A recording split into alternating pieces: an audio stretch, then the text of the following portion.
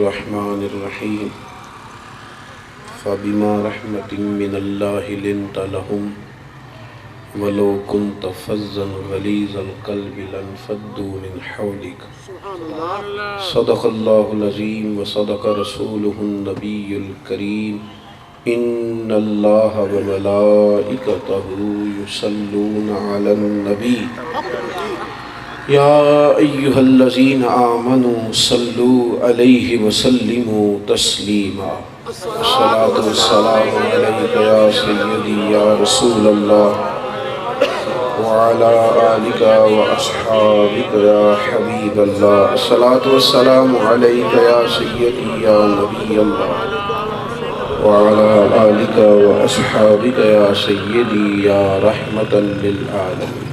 حمد و صلاۃ کے بعد دوستو، بزرگوں، بھائیوں، حضرات، علماء کرام، محفل میلاد مصطفیٰ صلی اللہ تعالیٰ علیہ وسلم کے خوبصورت عنوان نے ہم سب کو یہاں جمع کیا ہے۔ اللہ تعالیٰ یہاں بھی حضور کی محبت کے نام پہ جمع کرے اور قیامت میں حضور کے جھنڈے تلے جمع فرمائے۔ عزیز دوستو، اللہ تعالیٰ نے قرآن مجید میں نبی پاک علیہ السلام کی شان بیان کی تو فرمایا فَبِمَا رَحْمَةٍ مِّنَ اللَّهِ لِنْتَ لَهُمْ، فرمایا محبوب، اللہ کی کیسی رحمت ہوئی کہ آپ اپنے غلاموں کے لیے نرم دل ہو گئے۔ وَلَوْ كُنْتَ فَظًّا غَلِيظَ الْقَلْبِ لَانفَضُّوا مِنْ أَحْلِكَ مِنْ حَوْلِكَ، فرمایا محبوب اگر آپ سخت مزاج اور سخت دل ہوتے نا تو یہ غریب آپ کے پاس سے بکھر جاتے، یہ آپ کے پاس سے ہٹ جاتے، لَانفَضُّوا مِنْ حَوْلِكَ، یہ بکھر جاتے، ٹوٹ جاتے۔ یاد رکھیے گا کہ جن لوگوں کی طبیعت میں مزاجوں میں سختی آ جاتی ہے نا، طبعاً تلخ ہو جاتے ہیں مزاجن۔ بیگانے تو دور رہے، بیگانوں کو اپنا بنانا تو ان کے لیے خیر ممکن ہی نہیں ہوتا، اپنے بھی ان کے بیگانے ہو جاتے ہیں۔ طبیعت کی جو نرمی ہے نا، لہجے کا جو حسین ہونا ہے، یہ بڑا ضروری کام ہے۔ آپ مزاجن کس طرح کے ہیں؟ معاف کر دینے والے ہیں یا دل میں بات رکھنے والے ہیں؟ آپ مزاجن کس طرح کے ہیں؟ اپنوں کو اپنے دل میں جگہ دینے والے ہیں یا اپنوں پر ہر وقت شکووں کی برسات کرنے والے ہیں؟ آپ زندگی اکیلے جینا چاہتے ہیں یا آپ کا خیال ہے کہ آپ کے اپنے بھی آپ کے ساتھ وقت گزاریں؟ یہ ہمیں سوچنا ہے، خود ہمیں دیکھ لینا ہے۔ نبی پاک صلی اللہ تعالیٰ علیہ وسلم اپنے مزاج کے لحاظ سے، طبیعت کے لحاظ سے رحمت للعالمین۔ حضرت موسیٰ علیہ السلام کو رب کریم نے فرمایا سورہ طٰہٰ ماں کہ جب جائیے نا فرعون کے پاس تو ذرا نرم بولیے گا، ذرا نرم بات کیجیے گا، کیونکہ مزاجن ان کی طبیعت میں جلال تھا۔ لیکن حضور تو کافر و منافقوں کے لیے بھی نرم تھے۔ رب کریم نے فرمایا وَغْلُظْ عَلَيْهِمْ، محبوب ان پہ کچھ سختی کریں۔ طبیعت حضور کی، مزاج حضور نرم دل تھے، طبیعت نرم تھی۔ اس امت کا مزاج یہ ہے کہ یہ سخت ہوتی ہے، اصول پسند ہوتی ہے، پر بد مذہب کے معاملے میں، بد عقیدہ کے معاملے میں، بے دین کے معاملے میں، اپنوں کے لیے ان کے مزاجوں میں سختی اور تلخی نہیں ہوتی۔ یہ جو نرمی ہوتی ہے نا، طبیعت کی نرمی،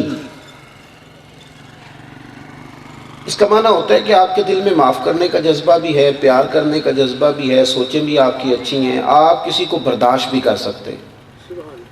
یہ نرمی جو ہوتی ہے یہ چیزوں کو حسین بنا دیتی ہے۔ نبی پاک صلی اللہ تعالیٰ علیہ وسلم نے فرمایا کہ نرمی جہاں بھی آتی ہے وہ حسن پیدا کرتی ہے، اور فرمایا نرمی جہاں سے چلی جاتی ہے وہاں بدصورتی پیدا ہوتی ہے، بدصورتی۔ اور پھر کچھ لوگ ایسے ہوتے ہیں جنہیں نرمی کی زیادہ ضرورت ہوتی ہے، زیادہ، مثلا ان پڑھ بندے کو زیادہ ضرورت ہوتی ہے نرمی کی، اسے کچھ چیزوں کا پتہ ہی نہیں ہوتا، سرے سے خبر ہی نہیں ہوتی، بیچارہ ان پڑھ ہوتا ہے، اس کے لیے کتاب اور اینٹ ایک برابر ہے، اسے خبر ہی نہیں، اسے نرمی کی ضرورت ہوتی ہے کہ اسے تھوڑا سا قریب جا کے سمجھایا جائے، اس سے پیار کیا جائے۔ ہمارے ہاں یہ ہوتا ہے کہ ان پڑھوں پہ سختی زیادہ ہو جاتی ہے، ہماری تنقید ہوتی ہے، ان پڑھ ہیں جی، یہ لوگ نہیں سیانے ہو سکتے جی، ساڈے پنڈ والے نہیں کدی سمجھدار ہو سکتے، پاکستانیوں تو کچھ نہیں بن سکتا۔ یہ سختی ہے، یہ ٹھیک نہیں رویہ۔ پڑھا لکھا ہوتا ہی وہ ہے جسے جاہلوں کو علم دینا آ جائے۔ سیاںا بندہ کون ہوتا ہے؟ جو اپنا فہم، اپنا علم، اپنا ما فی الضمیر اچھے طریقے سے خوبصورت کر کے کسی کے دل میں اتار دے۔ نرمی ہو ان پڑھ آدمی کے لیے، آپ کے دل میں نرمی ہو۔ نبی پاک صلی اللہ تعالیٰ علیہ وسلم کے سامنے ایک شخص نے مسجد میں پیشاب کر دیا۔ آج کیوں نہیں کوئی شخص مسجد میں پیشاب کرتا؟ اس لیے کہ وہ اب زمانہ بیت گیا، اب تو ان پڑھ بندہ، جلد باز بندہ اور بڑا بیوقوف بندہ بھی جلدی میں مسجد بھی جائے تو پھر بھی جوتے اتارنا نہیں بولتا۔ لیکن وہ نئے دن تھے نا، ابھی لوگوں کو مسجد کے آداب کی خبر نہیں تھی، مسجدیں تھی نہیں عرب کے اندر، مسجد بنی، اس نے پیشاب کر دیا، لوگوں کو برا لگا۔ بڑی کبھی حرکت ہے کہ مسجد میں کوئی پیشاب کر دے تو لوگ سختی کے ساتھ اس کی طرف بڑھے، مارے، اس کو ڈانٹے۔ تو حضور نے کیا فرمایا؟ فرمایا اسے چھوڑ دو، میری بات پہ توجہ کریں، اسے چھوڑ دو اور جہاں اس نے پیشاب کیا وہاں پانی بہا دو۔ ابھی اس کو سمجھاؤ، یہ بندہ ان پڑھ ہے، اگر یہ کمزور ہے، آداب سے آگاہ نہیں ہے تو اسے آداب دو، بجائے اس کے کہ تنقید کرنا، طنز کرنا، تضحیک امیز رویہ اختیار کرنا، شکوے کر کے گھر میں بیٹھ جانا، یہ درست نہیں۔ اس کو سمجھائیں اور کوشش کریں کہ اس کی ذہنی سطح کے مطابق اس کو سمجھائیں۔ حضور صلی اللہ تعالیٰ علیہ وسلم نے اس سے کہا کہ میاں یاد رکھو، جب وہ پیشاب کر چکا، پانی اس پہ بہا دیا گیا، تو حضور نے فرمایا مسجدیں نماز کے لیے، خانے اور پیشاب کے لیے نہیں ہے۔ تو اس کو بات سمجھ گیا، اس کے لہجے میں یہ بات آ گئی کہ مجھے سمجھنا ہے۔ تو رویے کی جو نرمی ہے، ہمارے گھر میں جب نئی بہو آتی ہے نا، خاندانوں کا، گھروں کا مزاج الگ ہوتا ہے، علاقوں کا، قبیلوں کا طور طریقہ الگ ہوتا ہے۔ ہم اپنے دوسرے والے علاقے کے آدمی پر تنقید تو کر رہے ہوتے ہیں، تو اصل بات یہ ہوتی ہے کہ ان کا مزاج ہی الگ ہے۔ جس چیز کو آپ بد ذائقہ کہہ رہے ہیں وہ ان کے لیے ذائقے والی ہے، ان کا ذائقہ یہ ہے۔ میری بات کو سمجھ آ رہی ہے؟ اب ایک بچی جہاں آپ کے ہاں آئی ہے تو آپ بجائے تنقید کرنے کے چاہیے تو یہ کہ آپ اسے اپنے ماحول سے آگاہ کریں، اس کو وہ شعور دے کہ یہاں یہ طریقہ ہے، اس طرح کر کے ہم نے آگے بڑھنا۔ تو چونکہ طبیعتوں میں نرمی نہیں ہے، ایک دوسرے کے لیے وہ رویہ نہیں ہے ہمارا، تو اس سے خرابی واقع ہوتی ہے۔ بڑے نے جی ہننا آ گیا جی، تھوڑی مہربانی ہے، ماشاء اللہ کا۔ باقی دوست سب بیٹھے رہی، اللہ تعالیٰ آپ کو جزائے خیر دے۔ پیسے اندر بھی بڑا مسئلہ ہے، ایک بندہ اٹھے پھر دوسرے بھی اٹھتے ہے نا جی۔ اللہ تعالیٰ آپ کو خوش رکھے۔ سنیں جی، اللہ جزائے، میری بات پہ توجہ کریں گے آپ۔ تو نبی پاک صلی اللہ تعالیٰ علیہ وسلم نے نا، ایک تو ان پڑھ بندے کے ساتھ حضور نرمی کرتے، اسے علم سکھانے کی کوشش کرتے، اس کو بات بتانے کی کوشش کرتے۔ وہ اگر کوئی ایسی بات کرتا کہ جس سے جہالت ٹپکتی تو حضور اسے علم کی طرف مائل کرتے۔ دوسرا یہ تھا کہ حضور غریب آدمی پر بڑی نرمی کرتے، غریب پر نرمی کرتے۔ غریب سمجھدار نہیں ہوتے، کیونکہ جہدے گھر دانے وہ دے کملے بھی سیانے۔ غریب سیانے کیسے سیانے ہوں گے؟ جب آئی پیڈ آئے گا تو چلانا بھی آ ہی جائے گا، جب گھر میں پجارو آئے گی تو چلانی بھی، پیسے آتے ہیں تو عقل ساتھ ہی آتی ہے۔ میں صحیح کہہ رہا ہوں؟ پیسے نہیں آتے۔ ویسے تو غربت، غریب آدمی، تنگ دست آدمی باصلاحیت بھی ہو تو وہ ٹینشنیں اس کی صلاحیتیں ویسے لے جاتی۔ تو لوگ کیا کرتے ہیں؟ وہ کہتے ہیں بیوقوف ہے، اس کو عقل نہیں، شعور نہیں۔ تو بھائی اگر وہ باشعور ہوتا نا سیٹھ صاحب، اگر وہ سیانا ہوتا، عقل مند ہوتا، چودھری صاحب، نواب صاحب، اگر وہ عقل مند ہوتا تو وہ آپ سے زیادہ بزنس کرتا، پھر آپ کا ملازم نہ ہوتا۔ تو یہ کچھ لوگوں کو اللہ تعالیٰ نے جو تقسیم کر کے آپ کے نیچے رکھا ہے تو شکر کریں اللہ تعالیٰ کا کہ یہ مالک کی تقسیم ہے۔ تو تنقید کی جاتی ہے بجائے اس کے کہ جو غریب آدمی ہوتا ہے نا، غریب آدمی، وہ آپ سمجھ لیں کہ حالانکہ غریب کو ایسا کرنا نہیں چاہیے، اسے دبنا نہیں چاہیے۔ دولت کو حرف آخر ہے، دولت اتنی سونی ہوتی تو سب سے زیادہ نبی کریم کے گھر میں ہوتی۔ یہ کوئی میرا مطلب ہے کوئی کمال ہے؟ اگر یہ بہت زیادہ حسین ہوتی نا دولت تو سب سے زیادہ مولا علی شیر خدا کی تجوری میں ہوتی، سب سے زیادہ سیدہ فاطمہ الزہرا کے گھر میں ہوتی۔ انہوں تو قریب نہیں آنے دیا، قریب نہیں آنے دیا۔ اور نبی پاک صلی اللہ علیہ وسلم نے فرمایا ہے کہ جس طرح تم سردیوں کے بیمار کو ٹھنڈے پانی سے بچاتے ہو نا، اس طرح رب جس سے پیار کرے اسے پیسوں سے بچاتا ہے۔ کیونکہ دولت آزمائش ہے، آزمائش ہے۔ فتنے زوال کے زیادہ نہیں ہوتے، فتنے عروج کے زیادہ ہوتے ہیں۔ عروج کے فتنے زیادہ ہوتے ہیں، آزمائشیں زیادہ ہوتی ہیں، آپ زیادہ مسائل کا شکار ہوتے ہیں دور عروج میں۔ بہرحال غریبوں کے حق میں نبی پاک صلی اللہ تعالیٰ علیہ وسلم کا جو انداز تھا نا، حضرت سعد بن ابی وقاص رضی اللہ تعالیٰ عنہ نے ایک بات کی، یہ حدیث اگر آپ سمجھ جائیں نا تو آپ یقین کریں کہ ذہن کی کچھ کھڑکیاں بند ہیں وہ کھل جاتی ہیں۔ حضرت سعد بن ابی وقاص رضی اللہ تعالیٰ عنہ کے دل میں خیال آ کہ کوئی تو وجہ ہے نا، اللہ نے ہمیں مال کے لحاظ سے فضیلت دی ہے۔ ان لوگوں کا خیال ہوتا ہے نا کہ میرے اندر کوئی تو خوبی ہے کہ جو میں اتنا اوپر چلا گیا ہوں، ایسا نہیں، یہ اس کا فضل ہے، اس کی تقسیم ہے، اور جب سارا کچھ اس کے فضل پہ ہے تو پھر جتنا بندہ اونچا جاتا جائے نا اسے اتنا جھکتے جانا چاہیے، تو بچ جاتا ہے۔ یہ غلط فہمی ہو جاتی ہے لوگوں کو، کچھ ہو جاتی ہے، کچھ لوگ بھی دلا دیتے ہیں۔ تو حضرت سعد بن ابی وقاص رضی اللہ تعالیٰ عنہ بڑے خوبصورت اور بڑے سمجھدار اور بڑے جرنیل قسم کے صحابی ہیں۔ ان کے دل میں خیال آیا کہ کوئی تو ایسی بات ہے نا ہم دولت مندوں میں جو اللہ نے ہمیں دولت دی ہے۔ ان کے دل میں خیال آیا تو حضور نے ان کی تربیت کر دی۔ ان کی کیا تربیت کرنی تھی، ان کے صدقے ہماری تربیت کر دی۔ حضور نے فرمایا مالداروں سنو، تمہیں جو رب مال دیتا ہے نا وہ غریبوں اور کمزوروں کی وجہ سے عطا کرتا ہے۔ ان کے صدقے اللہ تمہیں نوازتا ہے، ان کے صدقے۔ اگر یہ بات ذہن میں بیٹھ جائے نا کبھی کہ ان کے صدقے، پھر کوئی بندہ یہ نہ کہے گا کہ تم ایک باری جہاں کام چھڑ کے تو میں وینا تینوں کون رکھتا ہے، پھر یہ زبان پر لفظ کبھی نہیں آتا۔ پھر تو بندہ کام کرنے والی برتن دھونے والی بی بی کی بھی قدر کرتا ہے کہ پتہ نہیں اللہ اس کے نصیبوں کا دے رہا ہے، پھر تو انسان کا مزاج بڑھ جاتا ہے۔ اور یہ آپ کو کئی جگہ پہ حدیث ملے گی، مشکات میں، بخاری میں، مسلم میں، کہ حضور نے فرمایا تمہیں تمہارے کمزوروں کی وجہ سے اللہ بارشیں دیتا ہے، ضعیف لوگوں کی وجہ سے، غریب لوگوں کی وجہ سے، کمزور لوگوں کی وجہ سے اللہ نوازتا ہے۔ اب آپ سوچ بنائیں نا، یعنی کسی بندے کو پتا ہونا کہ یہ جو میرا مینیجر ہے اس کو میں نے نکال دیا تو کام میں گڑبڑ ہوگی، تو مینیجر کی کچھ سختیاں بھی بندہ سہ لیتا ہے۔ وہ کہتا ہے یار اس کی وجہ سے کام چلتا ہے تو چلو تھوڑا بہت گزارا کرو، چلو مینیجر چھڑ دینا، کاریگر دی گل کر لینے۔ کہ اگر فیکٹری میں کچھ سیاح کاریگر ہو نا تو فیکٹری کا مالک یہ کرتا ہے کہ اس کی 2-3 غلط باتیں بھی برداشت وہ اس لیے کر لیتا ہے کہ اس کی وجہ سے کام چلتا ہے، جائے گا تو خرابی ہوگی۔ حضور سید عالم صلی اللہ علیہ وسلم ہمیں سوچ کیا دے رہے ہیں کہ جس طرح تیرا یہ ذہن ہے نا کہ یہ کاریگر چلا گیا تو خرابی ہوگی، تو یہ بھی سوچ کہ پتہ نہیں اللہ کس کے نصیبوں کا تجھے دے رہا ہے، تو ایسا نہ ہو کہ تو کوئی دروازہ بند کرے تو تیرے اوپر بھی کئی دروازے بند ہو جائیں۔ تو اس لیے ایک تو یہ بات، پھر آگے بڑھتے ہیں۔ ایک تیسری بات، ملازمین ہوں، غریب ہوں، یہ کبھی کبھی غلطیاں بھی کرتے ہیں اور سخت غلطیاں بھی کرتے ہیں، ہو جاتی ہیں غلطیاں۔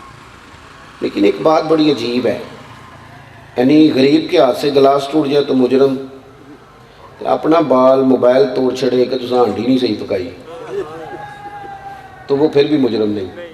میری مرضی سے کھانا نہیں پکایا، توڑ دیا موبائل اس نے 40,000 کا، تو اب کیا ہے بھائی، اس پر آپ نے وہ سختی کیوں نہیں کی؟ حضرت ابو مسعود انصاری رضی اللہ تعالیٰ عنہ فرماتے میں اپنے غلام کو مار رہا تھا تو حضور تشریف لے آئے، دور سے حضور نے پکارا، میں سن نہ سکا، تو قریب آ کے حضور نے ایک جملہ کہا، میری سوچ کی کایا پلٹ گئی۔ حضور فرمانے لگے جتنا تجھے اس پر اختیار ہے نا اس سے کہیں بڑھ کے میرے رب کو تیرے اوپر اختیار حاصل ہے۔ تو خیال کر، تیری بھی ڈور کسی کے ہاتھ میں، کسی کے ہاتھ میں تیری بھی ڈور، اور وہ جب چاہے ڈور کھینچنے کی قدرت بھی رکھتا ہے۔ تو بھائی حضرت ابو مسعود انصاری رضی اللہ تعالیٰ عنہ عرض کرتے ہیں حضور یہ بڑی غلطیاں کرتے ہیں، آخر میں کتنی کو معاف کروں، کتنی کو معاف کروں؟ انہوں نے شمار کر کے بات کی نا کہ آخر میں کتنی کو معاف کروں، تو حضور نے بھی شمار کر کے بتا دیا۔ فرمایا اچھا تو پوچھتا ہے کتنی کو معاف کروں؟ چل ایک دن میں 70 بار تو معاف کیا کر دوں، ایک دن میں کرتا ہے ویسے کہ ملازم 70 غلطیاں دن میں۔ حضور نے یہ تاکید فرمایا کم از کم 70 بار تو معاف کر۔ پھر آگے بڑھتے ہیں، ضروری نہیں ہوتا کہ کسی کی پیسوں کے ساتھ ہی مدد کی جائے، کچھ اخلاقی باتیں بھی ہیں، کچھ اخلاقی رویے بھی ہیں۔ میں نے آج جمعے میں کہا تھا کہ لہجہ بڑا اثر کرتا ہے،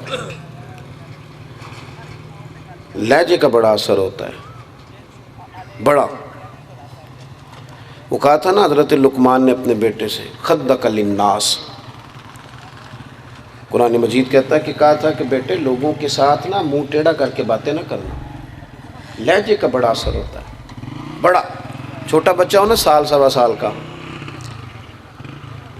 تو آپ پیار سے اس کے منہ پہ ماریں تو وہ ہنس پڑتا ہے حالانکہ سال عمر ہے, اور اتنی زور سے تھپڑ آپ غصے سے مارے تو وہ رو پڑتا ہے. زور اتنا ہی, لیکن وہ بھی آپ کا لہجہ پہچانتا ہے کہ اس نے پیار سے مارا ہے. کہ کئی دفعہ نا نو چک چک کے چھاپا مار دی سورے بڈیرے نے روٹی دے دیا. وہ آتی ہے لے کے کہتی ہے لے لے پانی, کتنی مطلب یہ آ تو رہی تھی. اچھا جی, تو بیچارہ بوڑھا سسر مریض ہے, وہ شام کو بیٹے سے شکایت کرتا ہے. وہ بڑے تلخ لہجے میں پانی رکھ کے گئی, بڑے غصے میں روٹی رکھ کے گئی. تو اس نے شام کو اپنے بیٹے سے کہا کہ میں بڑی تکلیف میں ہوں تیری بیوی کی وجہ سے. تو وہ کہندی ابا جی پوچھو میں آنکھیں آکھی ہے, تو آنکھیں ہونے واقعی کچھ بھی نہیں اس نے کہا. وہ ٹھیک کہہ رہی ہے, کہا کچھ بھی نہیں, لیکن وہ جو لہجہ تھا نا وہ تضحیک امیز تھا. وہ لہجہ جو تھا نا وہ مار گیا. میرے لہجے میں غرور آیا تھے تو تیرا حق تھا کہ تو شکایت کرتا. میرے لہجے میں غرور آیا تھا میاں, تیرا حق تھا تو شکایت کر. تو اماں میری بڑی پریشان ہے, تو نے آج بڑی تکلیف دی. تو کہندی اماں نے پوچھو بھلا میں آکھیا کی, کچھ بھی نہیں سو آکھیا, گل ٹھیک بھی کر دی. آکھیا تے کچھ بھی نہیں, لیکن چھڈیا بھی کچھ نہیں, کچھ بھی نہیں کیا انہیں. وہ جو لہجے کی سختی تھی نا, بولا یعنی کمیٹی کا صدر آیا دوڑا دوڑا مسجد میں. اس نے کہا مولوی صاحب یہ صفائی کمال ہو گیا, اللہ کا گھر, اور اس کے چہرے پہ یہ بری حالت ہے. اب دو چار لوگوں سے شکایت ہو گئی کہ انہوں نے اس طرح کی بات کی ہے. کہنے لگے جی میں کی آکھیا, میں تو یہی آکھیا نا اللہ دا گھر صاف رکھو. وہ بھائی یہ تو ہوں تو انج آکھیا نا, جدو وہ آکھیا سی وہ دس کے انج آکھیا سی. لہجے کا ایک پورا اثر ہے, اس کی ایک پوری داستان ہے. آپ کا لہجہ جب خوبصورت ہو جاتا ہے نا, کو ہنسنا آ جاتا ہے. جس کو ہنسنا آ جائے اسے جینا آ جاتا ہے, اسے جینا آ جاتا ہے. جسے سہنا آ جائے اسے رشتے نبھانے آ جاتے ہیں. اور پھر ہمارے بچے آج کل کہتے ہیں جی میں بڑا اصول پسند آدمی ہوں, میں غلط بات برداشت نہیں کرتا. تو میں کہتا ہوں صحیح بات تو برداشت کرنے کی ضرورت ہی نہیں ہوتی, اس کا کیا برداشت کرنا ہے. صحیح بات تو برداشت کرنی پڑتی نہیں, بات تو برداشت ہی غلط کرنی ہے. اس غلط بات کو برداشت کر کے تو آپ نے رشتے نبھانے, اس غلط بات کو برداشت کر کے سامنے والے کی اصلاح کرنی ہے, اس کو کہنا ہے کہ تو ٹھیک نہیں. تو عزیز یاد رکھیں گے آپ کے غرباء کے ساتھ تعلق نبھانے کی کوشش کی جائے. پیا دیکھیں نا حضور علیہ السلام کی بڑی مصروف حیات مبارکہ ہے. 23 سال میں انقلاب برپا کرنا ہے, لوگوں کو قرآن سکھانا ہے, قیامت تک کے لیے اصول دین وضع کر کے دینے ہیں, سارا کچھ. لیکن حضور پھر بھی بیماروں کی عیادت کرتے, حضور پھر بھی نماز جنازہ پہ جاتے, حضور پھر بھی لوگوں کے دکھ درد میں شریک ہوتے. نبی پاک صلی اللہ علیہ وسلم نکاح کے لیے تشریف لے جاتے. جو ایک انسان کی سوشل لائف ہوتی ہے وہ اسے اپنوں سے جوڑ کے رکھتی. ہم بڑے مصروف ہیں, کہاں مصروف ہیں, کہتے ہیں مجھے 2.5 گھنٹے تو موبائل پہ سر جھکانے کو چاہیے. پھر یہ کہ گھر میں تنگ آ گیا تھا, پھر 2 دوست لے کے میں کہیں گھومنے چلا گیا. ان سارے اوقات میں آپ بڑے سارے لوگوں سے پیار کر سکتے ہیں, کسی کی تیمارداری کر سکتے ہیں, کسی کی خبر گیری کر سکتے ہیں, کسی شخص کے دکھ کا مداوع کر سکتے ہیں. نبی پاک صلی اللہ تعالیٰ علیہ وسلم, ایک عورت مسجد میں جھاڑو دیا کرتی تھی, بخاری میں موجود ہے, اس کا انتقال ہو گیا. تو حضور نے صحابہ سے کہا تھا اگر یہ فوت ہو گئی تو مجھے خبر کرنا, کسی واقف کے جنازے میں ہم چلے جائیں تو چلے جائیں, ورنہ اوورال ایک صحیح العقیدہ مسلمان چلا گیا ہے تو میری طرح کے لوگ تو ویسے ہی بغیر دعوت کے نہیں جاتے, جنازوں میں بھی نہیں جاتے. پتہ نہیں کیا ہو گیا ہے, ضرورت نہیں رہی ہمیں اجر و ثواب کی. اور حضور نے تاکید کی تھی کہ مجھے ضرور بلانا اگر جنازہ ہو جائے. تو رات کو جنازہ تھا اس خاتون کا, صحابہ کرام نے حضور کو تکلیف دینا مناسب نہ سمجھا, دفن کر دیا. صبح حضور نے پوچھا, سارا کچھ جاننے والے محبوب نے پوچھا, مجھے بتایا کیوں نہیں؟ یا رسول اللہ صلی اللہ علیہ وسلم رات کی ٹھنڈک اور آپ آرام میں تھے, تکلیف دینا انہیں مناسب نہ جانا, قربان جائیں. ساری دنیا گنبد خضرا پہ, اور حضور نے کیا فرمایا؟ نصیب دیکھو. فرمایا بتاؤ مجھے اس کی قبر کہاں. حضور نے فرمایا بتاؤ اس کی قبر میری تے میرے اپیرا جے کر پاویں پھیرا. بتاؤ نا قبر کہاں, کدھر ہے؟ تو صحابہ نے عرض کی حضور یہاں دفن کیا ہے۔ یہ انوکھا کرم ہوا کہ رسول کریم نے فرمایا صفے بناؤ۔ ویسے تو دوسرا جنازہ جائز نہیں، جب ولی پڑھ لے تو دوسرا جنازہ نہیں ہوتا، وارث نہ پڑھا ہو تو دوسرا جنازہ ہوتا ہے، لیکن حضور تو وارث ہے نا ساری امت کے، اور اختیار بھی خصوصی رکھتے ہیں۔ تو قبر پہ کھڑے ہو کے کریم نے فرمایا صفے بناؤ، میں دوبارہ جنازہ پڑھاؤں گا۔ کس کا؟ خطیب صاحب کا کہ مسجد کے صدر صاحب کا؟ جھاڑو دینے والے بیوی کا۔ کیا درجہ ہے یہاں مسجد کے خادم کا ہمارے ہاں؟ تو اللہ کے محبوب صلی اللہ تعالی علیہ وسلم ان لوگوں کے ساتھ خاص خوبصورتی رکھتے ہیں۔ ہمارے بھی ارد گرد بہت سارے ایسے لوگ ہیں جنہیں صرف ضرورت ہے تھوڑی سی توجہ کی، تھوڑی سی توجہ کی ضرورت ہے۔ وہ اگر بندہ ان پڑھ ہے تو وہ سنجیدہ ہو سکتا ہے۔ میں ذاتی طور پر ایک رائے رکھتا ہوں، میں سمجھتا ہوں کہ بہت سارے لوگوں کی تربیت صرف ہماری توجہ نہ دینے سے نہیں ہو سکی، اور زندگی میں بہت ساری ناکامیاں اس لیے ہوئی ہیں کہ ہم سست ہو گئے تھے۔ کوئی دولت کی کمی نہیں آئی، کوئی کمزوری نہیں آئی۔ مثلاً ہمارے بہت سارے بچے کہتے ہیں گھر کے حالات ٹھیک نہیں تھے، میں پڑھ نہیں سکا۔ میں اس بات کو کبھی نہیں مانتا۔ میں کہتا ہوں پڑھائی کے لیے حالات کی نہیں، شوق کی ضرورت ہوتی ہے۔ حالات کا اس سے کیا تعلق؟ لوگ پڑھ لیتے ہیں جنہوں نے پڑھنا ہوتا ہے، پرائیویٹ بھی پڑھ لیتے ہیں۔ تو وقت چونکہ اذان کا ہو گیا، بات ختم کرنے لگا ہوں۔ غریب سے، ان پڑھ سے، کمزور سے اپنا رشتہ آپ بنائیں گے، اور اس طرح بنائیں۔ یہاں اذان ہو رہی ہے نا جی قریب، کہ یہ اپنی اذان ہے، اذان ہو رہی ہے، مسجد میں اذان ہو رہی ہے، بس دعا کرنے لگے۔ اپنی طبیعت کو نرم کریں اور نرم طبیعت کے ساتھ اپنے ارد گرد گزارا کریں۔ ایک اپیل میری بہت زیادہ ہے، اپنی زندگی سے ساری ناراضگیاں ختم کر دیں۔ اس وقت سے پہلے جب تک زندگی ہم سے ناراض ہو جائے، ناراضگی ختم کر دیں۔ حضور نے جو کام سب سے زیادہ کیا وہ معاف کرنے والا ہے۔ حضور معاف کر کے بڑے راضی ہوتے تھے، اور منٹ نہیں لگاتے تھے، معاف کرتے تھے۔ اہل مکہ نے کتنی تکلیفیں دی تو حضور نے ان سے فرمایا تھا میں تمہارے ساتھ وہی سلوک کروں گا جو جناب یوسف نے بھائیوں کے ساتھ کیا۔ اپنی زندگی میں اس بات کو ضرور کھولیں۔ اللہ تعالیٰ نے موقع بنایا، آپ سے بات ہو گئی، انشاءاللہ پھر کبھی اللہ موقع دے گا، زیادہ بات کریں گے۔ اللہ توفیق عطا فرمائے۔ اللہم صلی علی سیدنا محمد وآلہ وصحبہ وبارک وسلم۔ اللہ ہماری حاضری کو قبولیت کا درجہ عطا فرما، ہمارے گناہ معاف فرما، غلطیوں سے درگزر فرما، علم نفع والا عطا فرما، عمل اخلاص والا نصیب فرما۔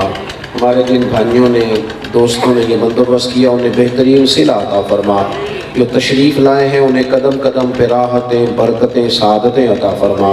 مالک بیماروں کو شفا دے دے، مقروضوں کو قرضوں سے رہا کر دے، تنگ دستوں کو وسعت رزق دے دے۔ اللہ غریبوں کی مدد فرما، مجبوروں کی مدد فرما، لاچاروں کی مدد فرما۔ اللہ ہمارا خاتمہ ایمان پہ فرما، خاتمہ ایمان پہ فرما۔ دنیا اور آخرت میں ہمیں پردہ پوشی نصیب فرما۔ اللہم انا نسألک العفو والعافیۃ فی الدین والدنیا والآخرہ، وصلی اللہ تعالی علی حبیبہ سیدنا محمد۔